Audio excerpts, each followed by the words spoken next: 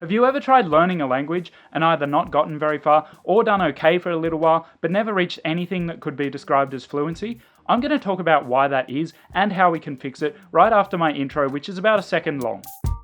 See, that was my intro. This video is about language learning, but I'm going to start by talking about physical health.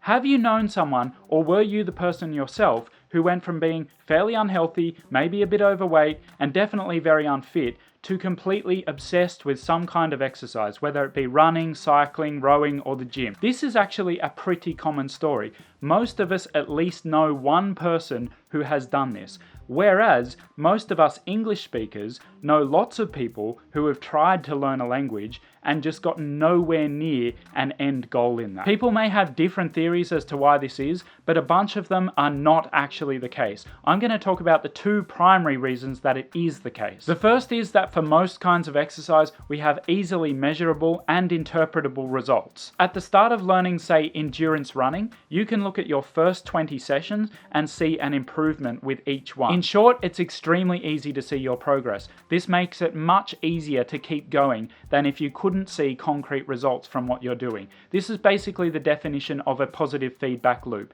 You do something, you get better at it, so you enjoy doing it, so you do it again, so you get better at it, etc., etc. Although language learning can be like this at the very beginning, pretty soon you're going to need to start having conversations, and then you get into very rough territory as to whether conversation A really did go better than conversation B. Those conversations could have been with different people about different topics. Maybe the person you're talking to has a very strong accent, speaks very fast, uses a lot of strange words, and you wouldn't know. You just have your feeling about how that conversation went. In other words, you cannot look at the skewed data and know for sure that that was off. You have a lot less interpretable data that you can use to say whether you're really improving. This is why Duolingo has been so popular. We humans really like to see our progress in something, which is why Duolingo focuses so strongly on showing you your progress. And we get a bit obsessed with that. I've done this myself. You probably know someone who's done something like 800 points in a day. The problem is, your progress is disproportionate to how much positive feedback you get from Duolingo. That is, you are not actually progressing by doing 800 points a day as much as it feels like you are. Take it from me, I have a 900-day streak, and in and of itself, that means almost nothing. This brings us to the second reason that language learning fails more often than exercise programs.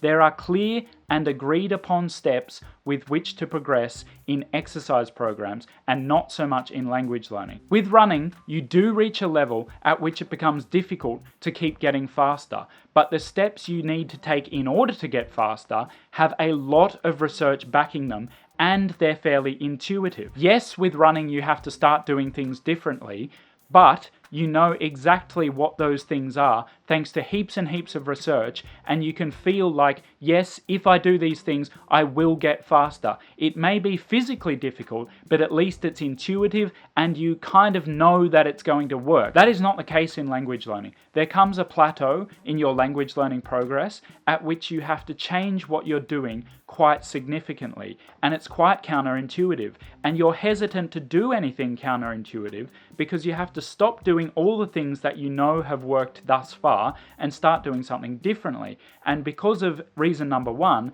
that is a lack of easily interpreted data, you're hesitant to do anything differently because you know that it's going to be very tricky to see your progress. Additionally, there's heaps and heaps of conflicting information out there on what is the best way to progress at different stages. And a lot of people don't realize that the ways to progress at different stages are not the same. They depend on the stage. So you'll get advice like, read a book in your target language. Well, that's great, but how are you going to do that on day one? You're not going to read anything on day one. So how do we solve this? I've got 3 things you can do.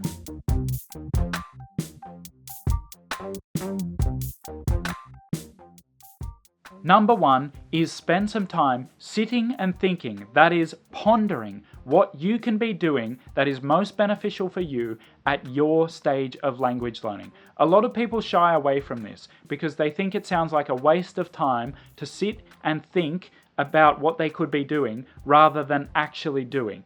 That is somewhat true except that if you just do this in an efficient way every now and then, it can save you heaps of time in the future. For example, if you, before your month of language learning begins, take 1 hour sitting, thinking, and writing down the best things that you can be doing and the fact that you're going to do them for the next month. 1 hour, and that's a lot. You can get a lot out of that session. If you do that, and then you spend 30 hours in the month learning your language, then you have gained 30 hours of efficiency. Now, I worked that out at least a 50% gain, right? At the very least. If instead you just do your normal thing, just sit and do Duolingo or Babbel or whatever it is you do, you can do that for 30 hours and there's no way you will get the equivalent gain from that month. And take it from me, I've been learning Swedish for 2.5 years, and although I'm pretty pleased with where I've come to, I know that I could have done that in half the time had I have been more deliberate about what I did and less lazy. Lazy not in the way you normally expect, that is just doing nothing, but in the way of not planning out what I was doing and just doing lots of the same non-helpful things. Tim Ferriss mentioned this. He says, if you do lots of the same thing, and if you're always working flat out because you have inefficient systems in place and you won't do things differently,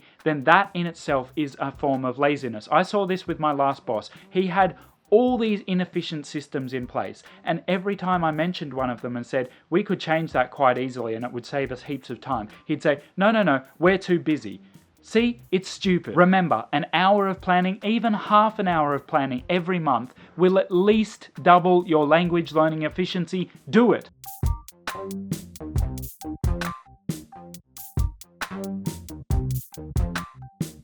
So remember I said that running has measurable and interpretable results? Well, that's always going to be more difficult for language learning, but there are things you can put in place that will help you measure your progress, and believe me, that will make it a lot easier. I strongly suggest making videos of yourself. If you're at the beginner stage, you can make them quite often, say every 2 weeks. If you're intermediate, then make them every month. If you're more advanced, you can make them every 2 months. Making videos in your target language is a damn good idea anyway. It gives you a specific goal, and having a specific goal is a good thing. Almost every learning guru out there recommends having an oddly specific goal. So guys like Tim Ferriss, Josh Kaufman, the author of The First 20 Hours, it's good for a number of reasons. If you want to talk about a topic in your language learning video, then you're going to have to look up how to say things. Obviously, you're going to have to speak, but the other thing it does is if you make them regularly enough, you get a very clear idea of your progress. And unless you're quite advanced, it's difficult to do. So you have to memorize things. You've got no choice. You can't just sit and talk to a camera without having thought about what you're going to say beforehand, which is what I do even in English.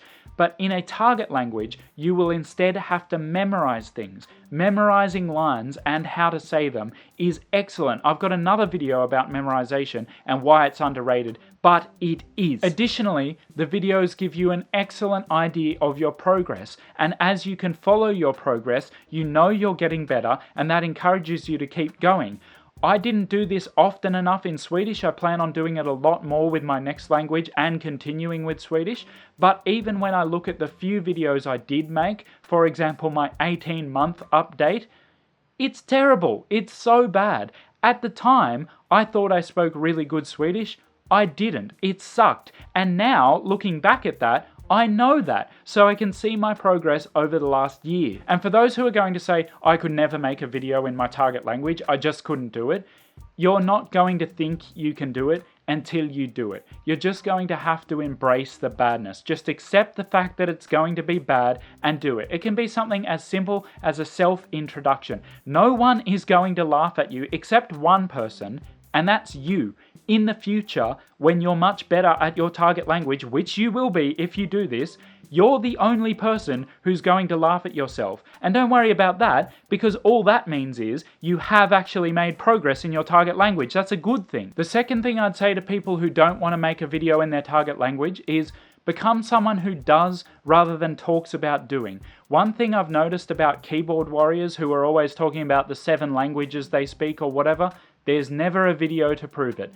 ever. That's why I did my series review of Grey Zone in Swedish, even though I knew I'd get more views if I'd done it in English. I think there are far too many YouTubers out there who talk about languages they can speak rather than speaking their languages on YouTube. Doing an entire video in your target language, even if it's scripted, is worth heaps more than just talking about speaking your target language. It's simple. Make videos in your target language. It will improve your language and it will help you see your progress, which will in turn improve your language further.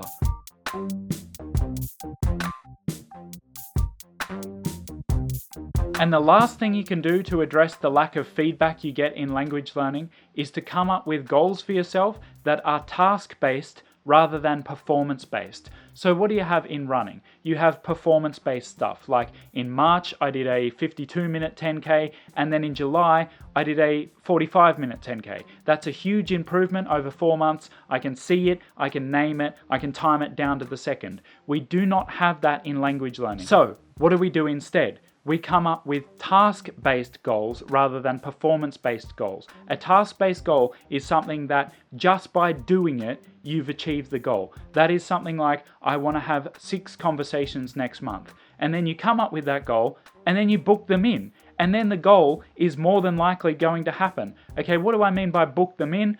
I'm probably talking about iTalki. There are other such services. I use iTalki. If you don't know about iTalki, I've got another video that I'm filming today that's going to explain that in a little more detail. But for now, there's a link in the description that gives you $10 towards your first lesson with a native speaker. That might not sound like much, but in most languages, $10 is a whole 1-hour lesson. In some languages, it's 2 lessons. Full disclosure, that link, of course, also gives me $10 to spend on iTalki, but I think you already knew that. But do let me know in the comments if you use the link, because then I get $10 and I can say merci. Your goal doesn't have to be conversations. You could, for example, say that you wanted to write a blog post in your target language. It's hard, but you cannot fail. If you do it, that is reaching your goal. You could double it up with the video idea that I mentioned before. You could say that you want to make 10 videos in 10 weeks. If you do that, your target language will improve. I give you a money-back guarantee on this video about that, which, given this video was free, means absolutely nothing, but still, you get my point. I guarantee you that that will improve your target language. I would improve in my target language no matter what language I did that in. From Ukrainian, which I don't speak any of, to Swedish, which I speak quite well. I would improve if I did that in English. And in case you didn't notice, I already speak English quite well. And interpretable. So in summary, to make your language learning and improvement a more tangible process, which we all want, you should do 3 things. The first is that you should sit down and ponder and think about what you should be doing that will most improve your language learning at this point. I guarantee you it will make the next 30, 50, 90, 200 hours of learning more efficient for you. So it's worth doing, even if it takes 2-3 hours. The second thing you should be doing is to record yourself in some way, whether it's video or audio, or even if you just record your Skype conversations, which honestly is a whole other video. But get some record of yourself speaking the language so that you can see your progress in a year, which if you're doing, say, these other things, you will see progress. It's not a matter of if, it's not even a matter of when, it's a matter of how much. And the last thing is, make for yourself a task-based goal that is just a little bit uncomfortably difficult. Not so ridiculously difficult, just out of your comfort zone. You can have a goal of writing a blog, an article, filming a video a week for 10 weeks. If you think you can't do those things, aim for a conversation. If you think you can't have a conversation, you can. It just won't be a very good conversation. You can only improve your conversation by having conversations. Again, link in the description for $10 with iTalki. Most of the teachers on iTalki are really good. They're really nice. They will help you out, trust me. Guys, thank you so much for watching. I really do wish you the best of luck in your language learning. There should be more videos appearing here and here, or you can subscribe just here. But wherever you are, whatever language you call your own, I hope you enjoyed this and found it helpful. Catch you next time.